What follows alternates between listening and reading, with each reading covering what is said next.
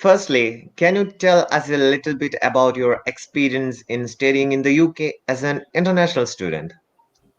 اوكي Well, بالاول yeah, sorry. اوكي اوكي بالاول فيك بليز تخبرينا عن خبرتك ببريطانيا كطالبة دولية. نحن بنعرف انت كنت من عمر ال 15 سنة عم تدرسي هون. Yes, so technically for my experience studying in the UK, so I come to the UK study A level. So it's around when I'm 15 or 16 years old, I came here and I start my A level in Cashel College in Nottingham. And then I continue to study my bachelor degrees and master degrees in Leeds. And then I moving on to pursue my PhD study at Newcastle University. And now, yes, I'm working as a lecturer in finance and accounting in University of Bath. About experience per se, well, of course, in the beginning, I do have quite a lot of difficulties because when I come here, I'm quite young. And basically, I did not know much about the life in the UK, and I'm absolutely alone by myself in this new country.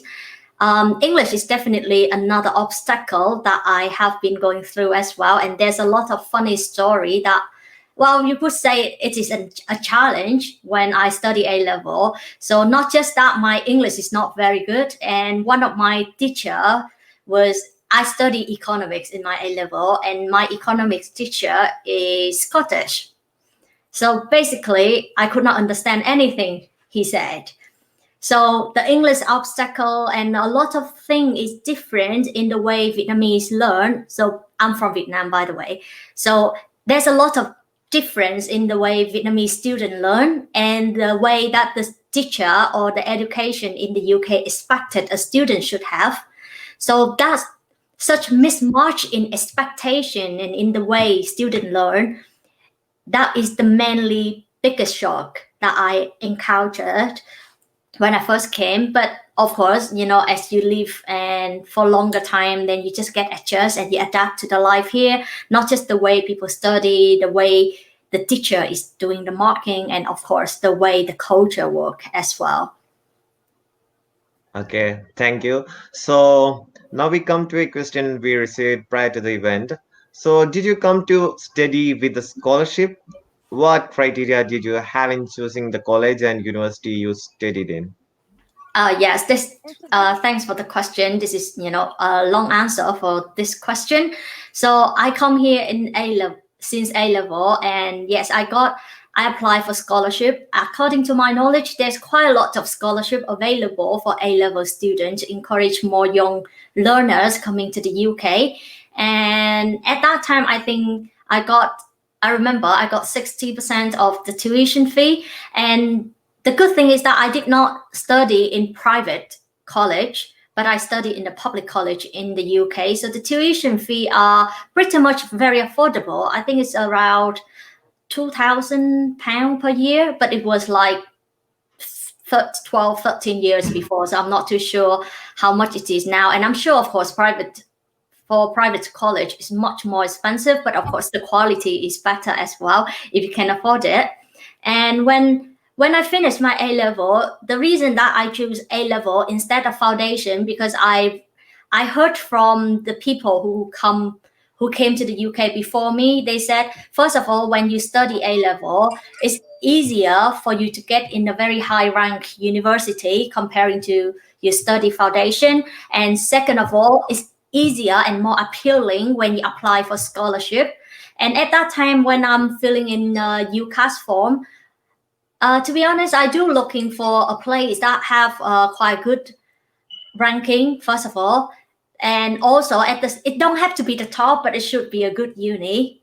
And also they provide a certain amount of scholarship, and the living cost is cheap as well.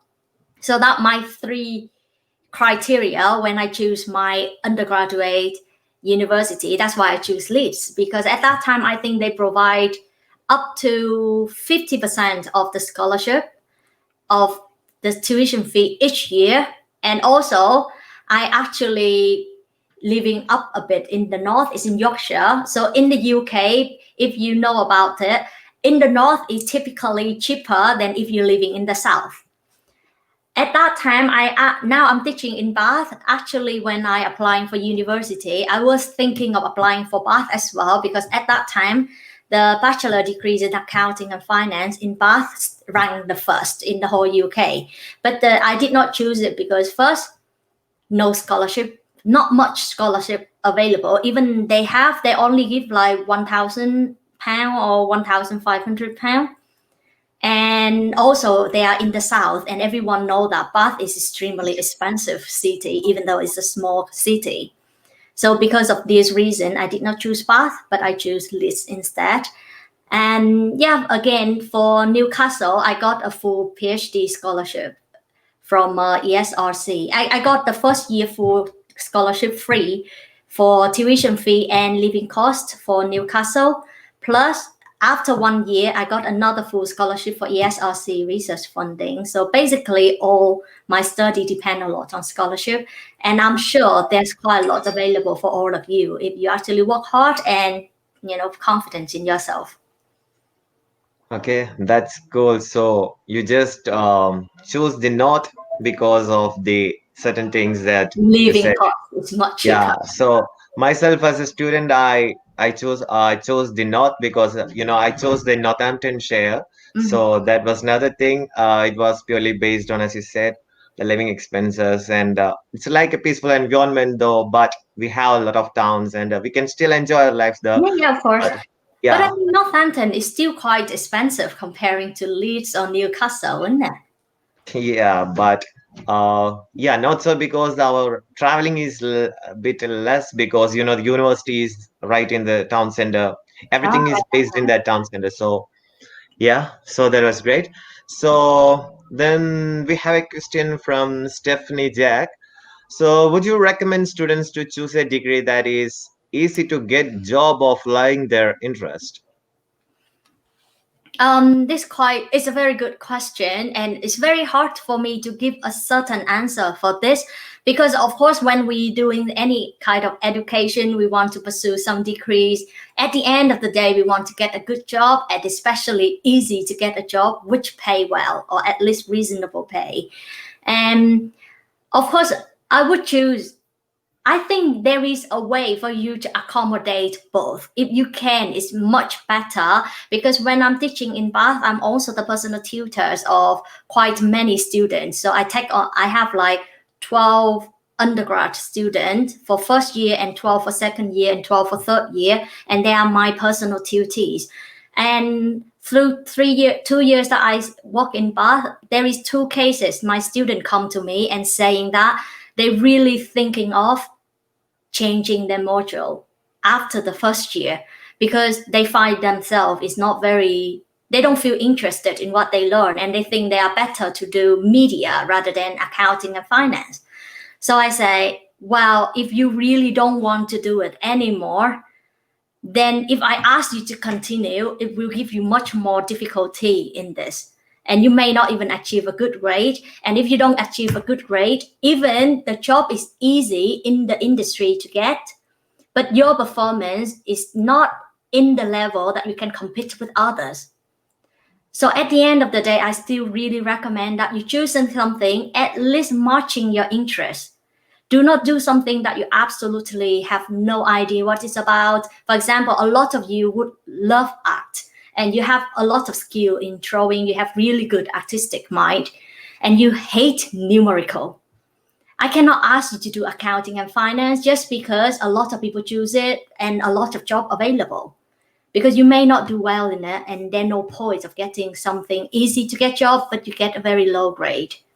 So trying to find something that can at least mix match between these 2 purposes up to a certain extent, maybe 50-50, not 0 and 100. Yeah, that's great. So Yes, this so important. yes, Zena, can ask?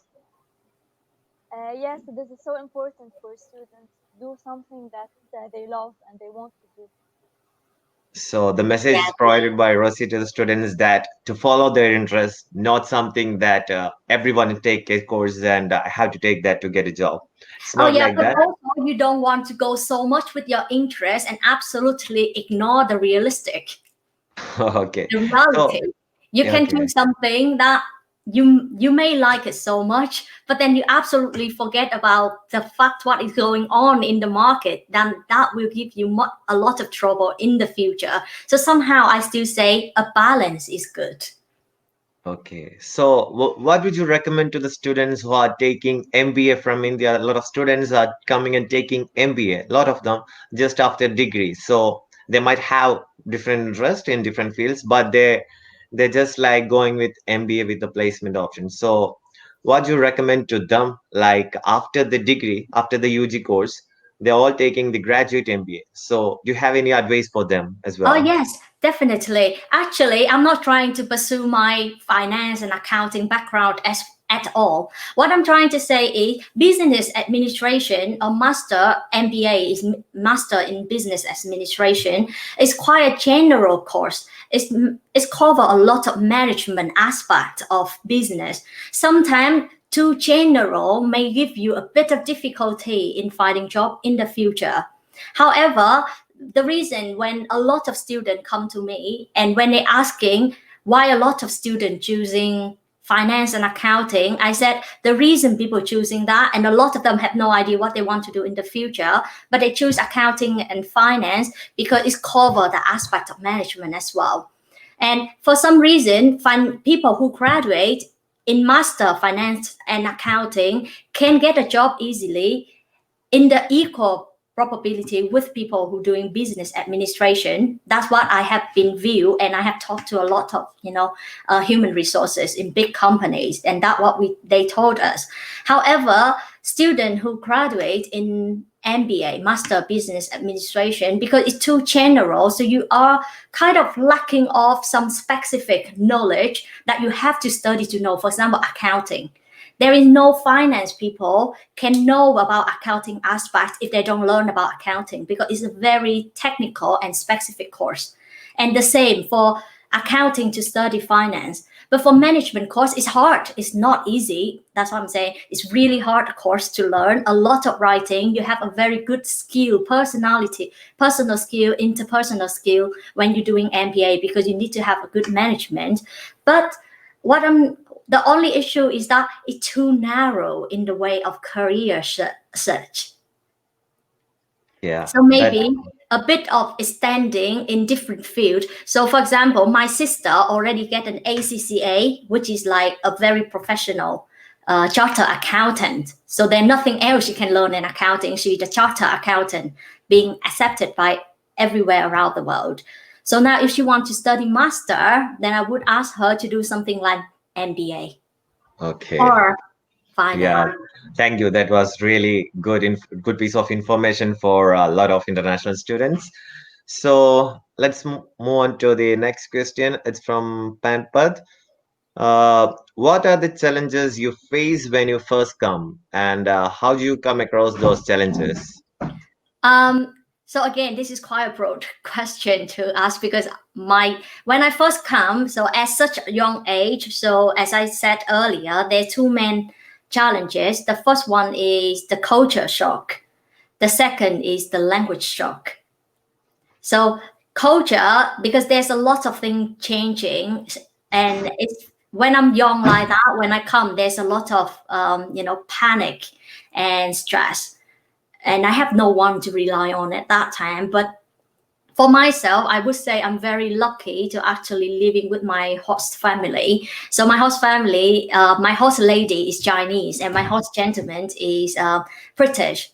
And at that time, they have not had any kids. So basically, all their focus is on me. And they make, Chinese food someday, English food someday, and they just like a family for me. And until now, I still keep in touch with them. So with that small and new family, making me slowly come across the challenge of culture shock. I get to know more about what British people do, what they normally talk about this. What do they mean? And especially for language, I think because I talk a lot in English, most of the time I speak in English with my host family, and my English just improved dramatically after 6 months without myself noticing. So I think as long as any student coming here and they can adapt to the life here, then they can adapt to the study. Life first and then study. You cannot settle with your study when you still struggle in how to live. Yeah, that same thing happened with me as well, and a lot of students. Like when I first came, my English was not so good. So without me noticing it, now I can speak a little bit with confidence. And earlier I find it a little bit struggle in doing the things, but now I'm a bit more confident. So that's my message for the international students, especially from India. If you are not good at English, because you are not used to it, but if we come here, like if we mingle with a lot of people like English persons, here we speak English only. So it's a kind of way, it's a way of improving our language. So you, as Dr. Rosie said, without we noticing it, our language will be improved. Yeah. Right. But you cannot So, just stick with your community and speaking your home language. Then you don't know anything about English either. So open yourself up a bit. You can't just stick up with the community all the time, but you can, you have the time to enjoy with them. But to understand all this, you have to explore the things in UK. As we know, UK is a very good country to have. And so let's move to the next question. So this is one interesting question from Hio Ho. Hello, why did you choose to come in such a young age? Is it too early to leave family? Yes, actually, I cannot remember too much about the reason I come in here, to be honest.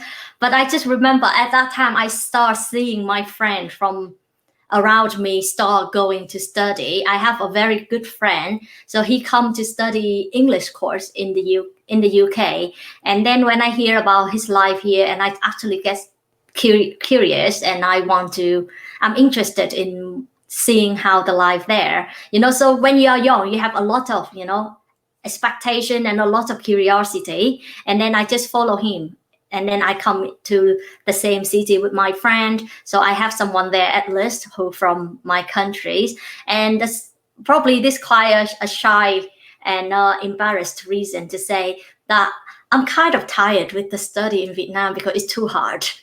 Okay. So it can be like a part of running away from very heavy load of study at that time, because I was like in grade 7, I still in grade 10. It was like so heavy. And I heard my friend said it's not much to study in the UK. Well, I don't know if it's true or not. It's not really that true, but partially the reason is because of that. Okay. But I think I make a good choice. Yeah, you have really made a good choice. That's why you are the lecturer in University of Bath. Saying more about Bath, it is just on the 2020 rankings of Guardian list. I think it's placed 6 in the top universities in the UK, right? Yeah. So in general, Bath is always in top 10 in the UK. However, the reason that is not appear in the top of the world ranking in the top 100, I think mainly because we do not have medical degree. Okay, so don't have medical degree, but still on the top 10 list in the UK all the time. Yeah. Yeah, that's great. So we can move on to the next question from Farhan VK. So you are a lecturer at University of Bath. How does Bath Uni or other UK universities dealing with teaching during the COVID-19? What are the changes and difficulties that students will face? Right. So you are talking about COVID. So what I actually dealing with my teaching now is most of the thing are online. So each student, we have a rules. And so now I'm just talking on behalf of Bath. So how we're dealing with COVID at the moment is if for accounting and finance, we're giving students 4 interactive hours in person per week.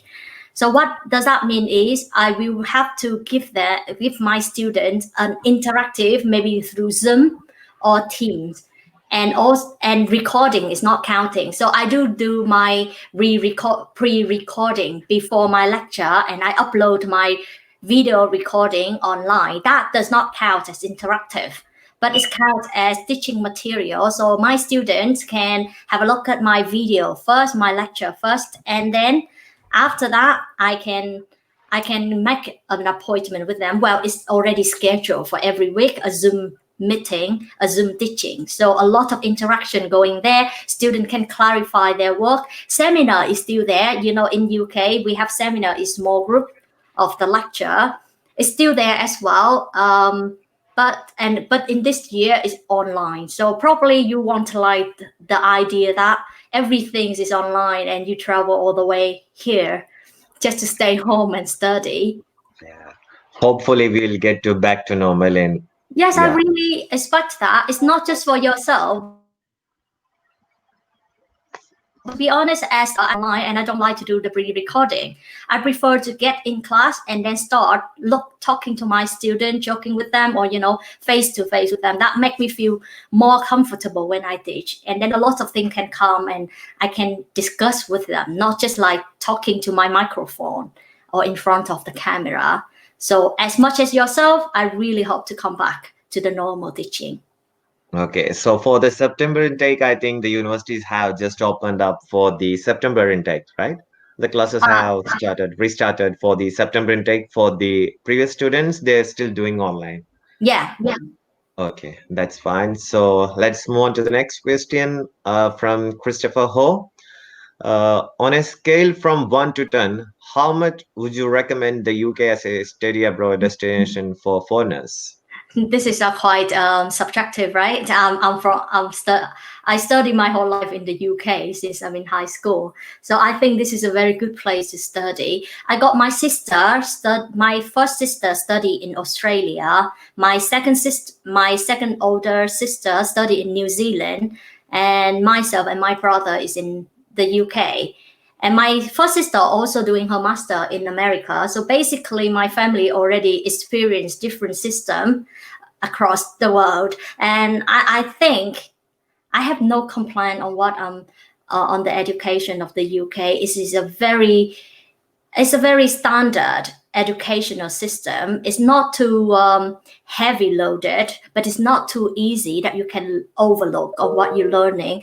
And the main thing is what I actually learned from study in the UK is what we call the critical thinking. In Vietnam, I told you earlier, the reason I kind of run away from it because it's kind of pushing me too much with 13 subjects and have to learn by heart so many things. And I'm not the person who can remember stuff. I can understand stuff, but I cannot remember stuff. And I think because of my characteristic like this and the way I learn, I'm much more suitable to the UK educational system. Okay, that's good. So moving on to the next question. As a lecturer yourself, can you explain the marking or grading process in universities? So this is very interesting question. Most of the international students will not be familiar with the marking or grading procedure in UK. It will be entirely different from those happening in their home countries. So yeah. Yes, so it's quite a standard marking process in the university. So for any assessment, so we have in-class tests, we can have exam, we can have coursework, we can have a presentation.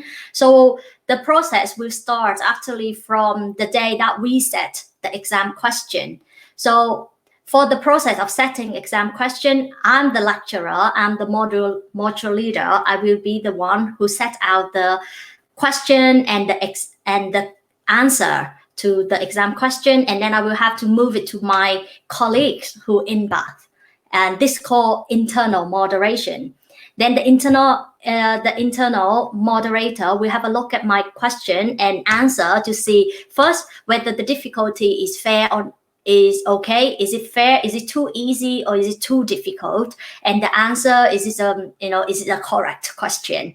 When everything passed, then it will come to the time of exam. When student finish, as the module leader, of course, I'm the first marker. And again, we come back to the same internal moderator to do the second marking on the script that I already marked. When the moderator happy with it, signing a process, say, okay, everything is right according to the marking scheme and consistent across students, Then the last step is, this is important, up to one point when all the exam, all the in-class tests, which normally happen at the end of semester 1 and at the end of semester 2. Then there will be 1-2 days that the external exam board will come to the uni. They are external, professor and lecturer, so they will sit together and start going through what we have already marked to make sure that all their view is independent, because they are not from our university, they are external. So that's all these process is to make sure that students was provided with a fair mark. Okay. Thank you, Rosie. That is very good piece of information for international students. And moving on to the next question. Could I ask, what are the courses that Bath University good at? So for Bath, as we said, general, the overall ranking, Bath is always in the top 10 and can be in top 5 of the university in the UK. And the courses that I aware to be very strong, of course, management school is my school. Accounting and finance, if you have a look in the field ranking, it normally rank the first for the subject itself. And I do aware that management, like for example, and we have really strong MBA course. It is extremely strong, and I myself is not eligible to teach MBA students yet.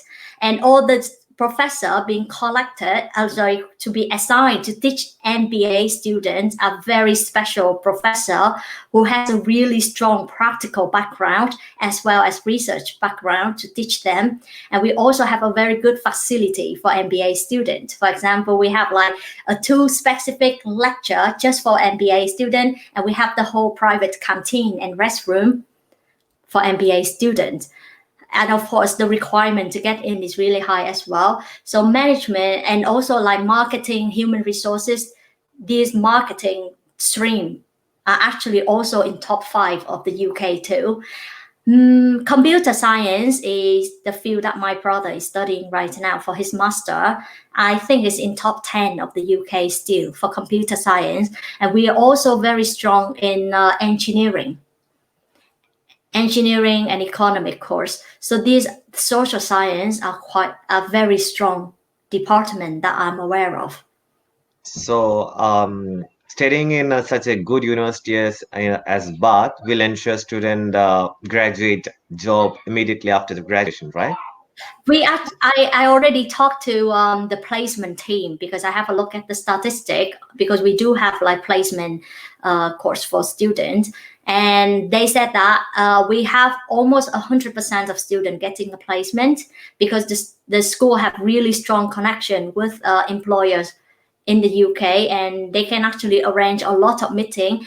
Last year, we have 2 track for management student in my course. So I'm in charge of dissertation student, which is research track. And I also help student in practical. We call that practice track. That student are actually working with Ernst & Young or other big company on their project. And they are working alongside with them, coming to their company and all this. This is just a normal master without any placement track yet.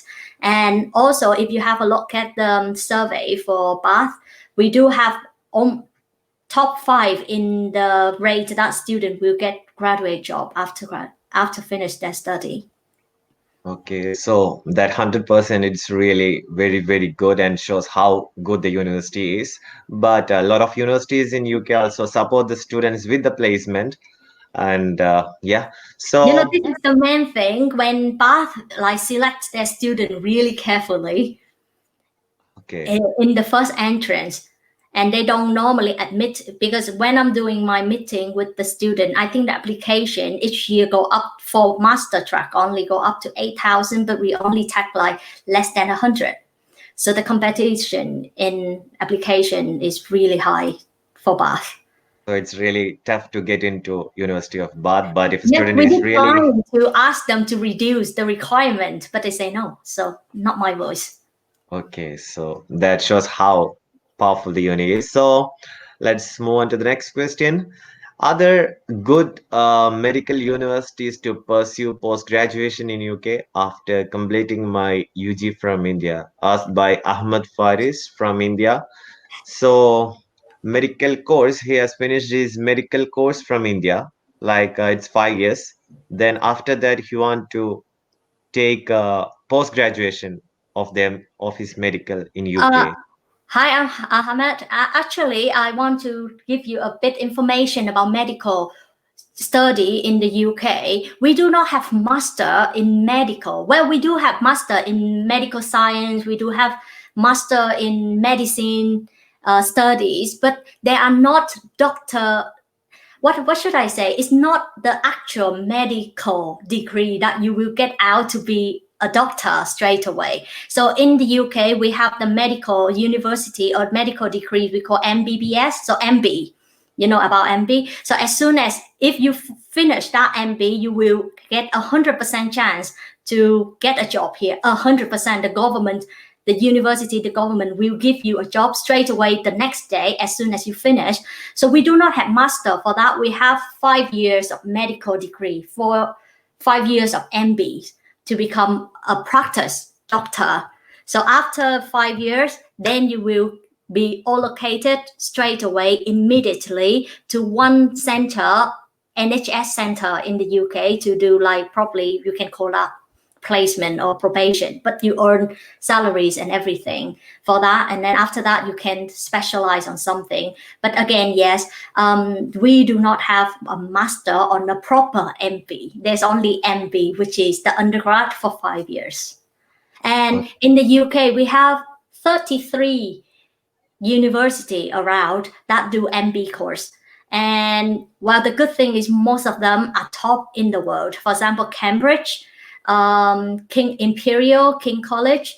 So is it King College? I cannot remember clear, but Cambridge, Oxford, Imperial, Queen Mary. So this university, Newcastle, Nottingham, Manchester, this university do have extremely prestigious MB course, and it is very, very challenging to get in. So if you want to finish, if you already finished your UG and you want to come here to do master, and if you're looking for master for 1 year, as I said, it can be like MSc in medical science, MSc in medicine, MSc in pharmacy, but it's not the actual one that can guarantee you 100% job in the UK. That's what I know. Okay, so it's really challenging, but those universities you name, like University of Oxford and Cambridge, Imperial College, those universities just not top in the UK. Those are the Top prestigious in the world, top in the world. especially Yeah, for medical, they're in top 10 in the world. yeah. So UK universities are really prestigious and Yeah, top and 10. not just that, it's not like you have to be super smart to get in. You have to be super rich as well if you're an international student. Because for Cambridge, I think it's £50,000 per year. Okay. So is there any test, like I heard like you get test for getting admissions, like the entrance exam, right? Yes, it's the entrance. It's more like a screening test. So students, some university would require a UCAT test, some would require BMAT. For example, Queen Mary, I think they're asking for UCAT, and you will have to take that exam. And normally that exam only, they have a deadline for that exam. And for this year, it's the 1st of October. So if you're actually looking to get in an MB for next September 2021, you've got to finish your UCAT by next week or this week, the 1st of October.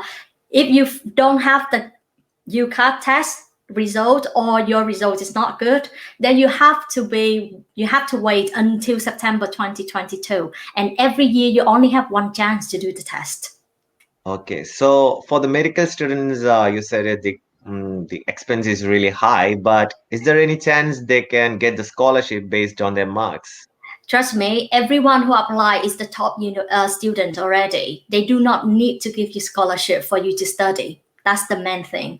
And Okay. a lot of people in the UK, for us, it's a challenge, but you have to think that a lot of British home student, they only pay 9,000, just like any other course. And they are very good students as well. So with the competition, what we worried about is admission, not scholarship anymore. Okay. Yeah, I know the condition is really high and the number of students really high. Yeah. So moving on to the next question from Panpat. I think that the parents really worry before sending their children to study in a new country and even before the COVID-19. What can you say about that? So you're talking about of course, like when there's such pandemic going on, every parent are worried. Just like my mom, she always panic and not allow myself and my brother to go anywhere, to be honest. But like for us to actually postpone our dream and our life absolutely like that because of the pandemic, maybe a big cost to consider as well. It's 1 year of life, it's 1 year of youth.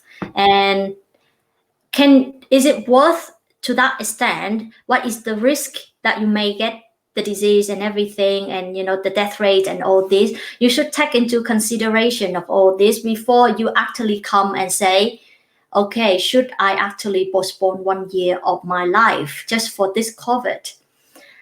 Of course, the panic is always there and the risk is inherent. I'm not saying we should overlook on this risk. And also when you get the disease, you don't know whether you will be in the mild condition or you will be in the severe condition. Well, again, it's the risk. And that's why the university is still not open yet. This action, all the government aware of the reduce in the student admission and application, but they still take it, is already trying to minimize the risk that the students encountered. So for this way, you can actually thinking of getting your kid an admission, let them start their study, maybe at home, that's fine. But I would honestly suggest do not postpone their life just on this event, because to be honest, we never know how long this will take. You may think let's just postpone for half a year, postpone for 1 year, but God knows what will happen. Yes, we Yeah, have to okay. look at it. It seems going to be. Yeah. So it's mainly for the students like coming for undergraduate courses, like they have just finished the high school. They are still very young as compared to those of MBA students or postgraduate students. Like the parents would be worried about them as well. So yeah, that's very good information. And moving on to the next question from Farhan Wike again. The education system in UK is different from that of many countries. Is it true that in masters and other courses there are only less or no exams and more kind of like assessments? Rosie? I'm trying to understand the question. Yeah, it's like as compared to that of the Indian system, in here it's we said that we have already discussed that it's like more kind of assessment, no exams at all for certain courses. For example, for me in MBA, just I did only write only one exam, and the rest was just like all assessments, projects, research, everything. Nothing like written exams they do like in India, like actual marking system based on answering a question. But this is just about he's asking like it's like a research or Right. yeah, that's it. To be honest, when you're doing MBA, you should aware that you will have a lot of coursework, but not exam. So depend on different module, depend on different courses, the assessment types is different. For example, in accounting and finance, everyone knows it's numerical, and numerical is hardly to put it as an assignment. So exam is more a better way of doing it. And in finance and accounting, we got a lot of exam, and we also have a lot of coursework for essay and all this writing coursework. But we do have a lot of exam. For example, this year I'm teaching 4 different modules, and all of them have final exam, and very heavy final exam, like 70 or at least 50 above for the course. And all these courses have in-class test and also final exam, because I'm teaching accounting. Accounting is about numerical, and it will be hardly coursework. So it's really hard to say that they have less or no exam. It's just like which course you do. It will lead you to different assessment. Okay, so sharing my experience myself as an MBA student, I had one exam for only one module that was like, as you said, it's in accounting.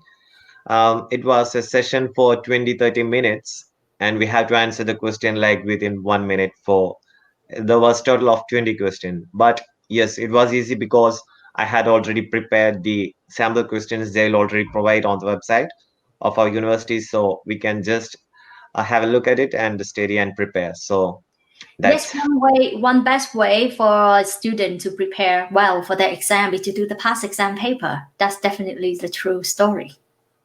okay.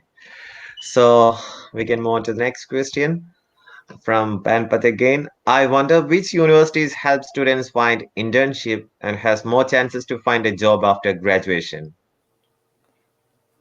So Yes, this is normally most of university providing a lot of support for students to get an internship and placement. If you notice that now more and more students offering a placement course, because everyone noticed that whether or not you have a good degree with a good grade, it still depends a lot on your experience, like your practical experience. Even if you get first class and on top of the course, but you do not have any practical experience, people still inclined to be other students who may have relatively lower results than yourself, but they have like much more practical experience. Then of course company will go to the one with experience, and a lot of jobs start asking for experience as the starting point of their essential requirement for the application.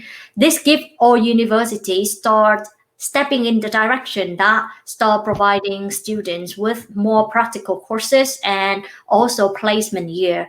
And because they offer this placement year, student must have a placement to pass the course.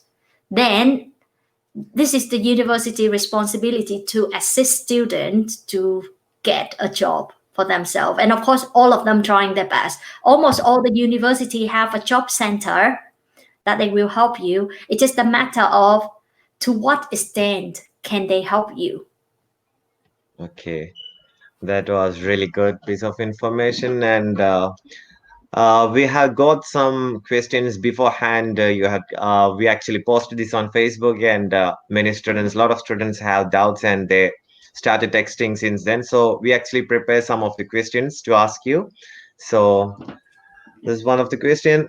Some students think that they have done really well in exam, but are then surprised by a low grade.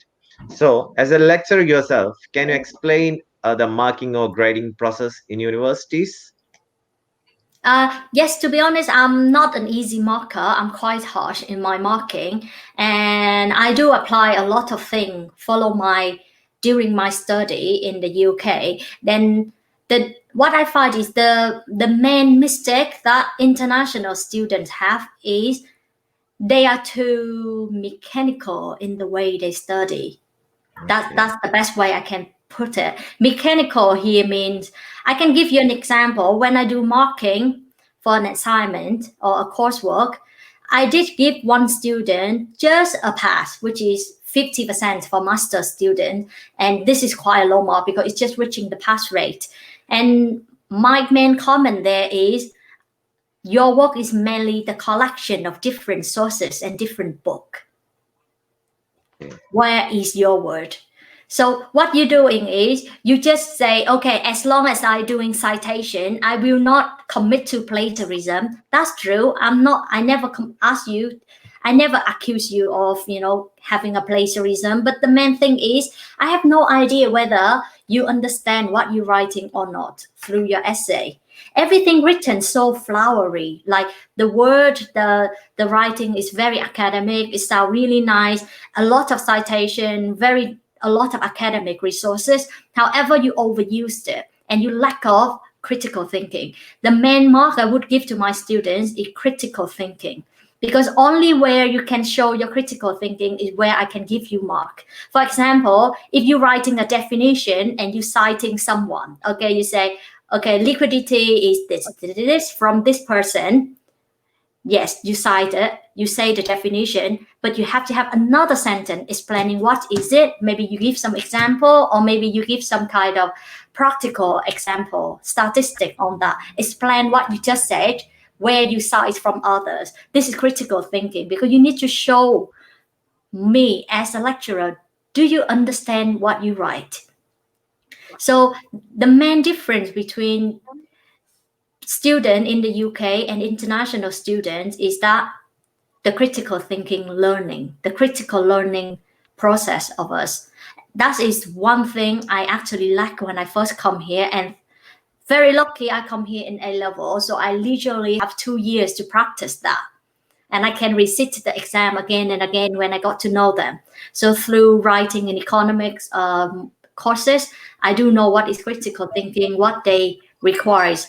So do not be so mechanical on the way you write. And another mistake is you trying to focus too much in the language and you forget about the content.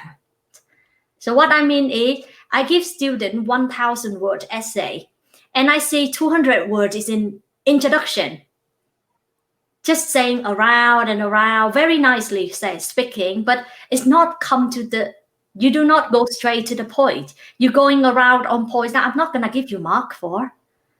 Yes, it sounds really nice, but it doesn't give you any mark. So there's no point of going around and around like that. There's assignment for 1,000 words, there's assignment for 3,000 words, there's assignment for 5,000 words. Different assignment, you have to have different focus. And when you get 3,000 or 1,000, you have to be concise, which means making the most out of your words. Don't speak around. Okay. That's another thing. And the third mistake, the third thing is that you forget that all the marking is done by human. We are human beings. We have subjective impression.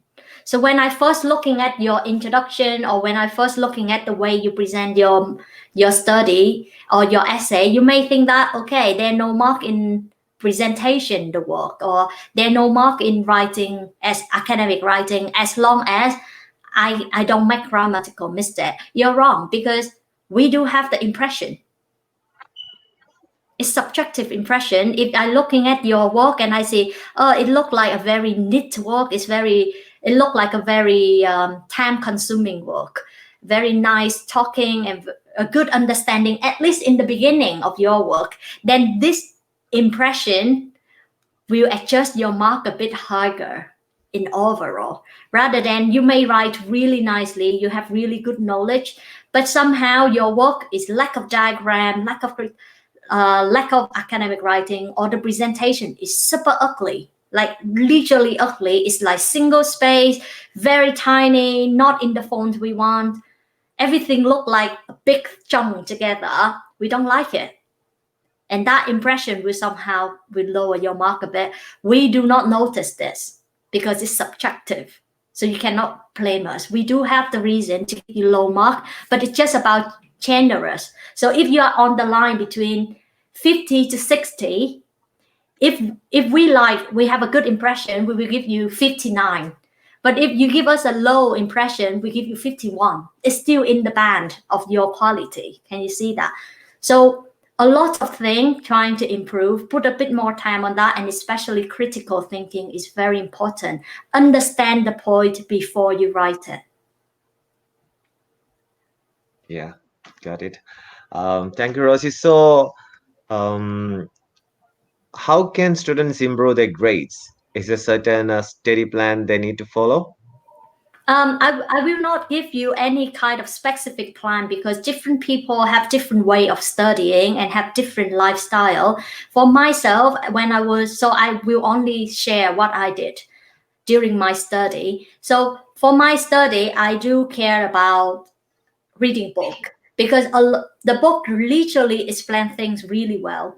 And when I actually finding book, I go to the library, I figure out one book from my main textbook. I go to the library, and all the book around that book is in similar content.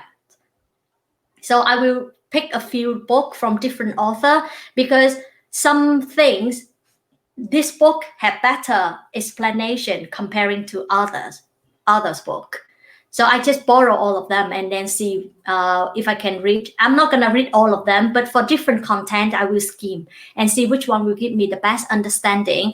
And a good lifestyle is very important as well. So I'm quite an active student. I do go out quite a lot, going out with friends, eating out, okay, and all the student life, as you know, drinking, clubbing, everything, I do it. And I'm not gonna restrain myself for studying at all. And I study quite relaxing in the beginning. I will catch up slowly. But for a lot of people, I think the difference between myself and friends is my friends see Christmas, 1 month Christmas break and 1 month Easter break as holiday. For myself, I see those 2 months as revision period. So that's the time that I will lock myself in and study. Other time I play and relaxingly study. But for that 2 months is strictly reading, preparing, and I plan well before the time I have exam for each module. Because I'm doing the finance and accounting, I have a lot of exam. It can up to 5 exam in 1 term. And of course, with coursework as well. So the time of preparing during those holidays is very important for me. Okay, so you are suggesting that students should schedule their studies while coming to UK, not just explore the UK all the time. Just schedule the studies and go on and enjoy as well. Well, everything balance is good. Like when you're starting with the study, just take it, relaxing a bit, but at the same time, live your life.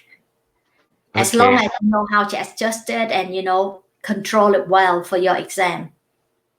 And of course, different people will have different way of study. So some student would actually take longer time to study, then they have to put higher effort to get the same grade as other student.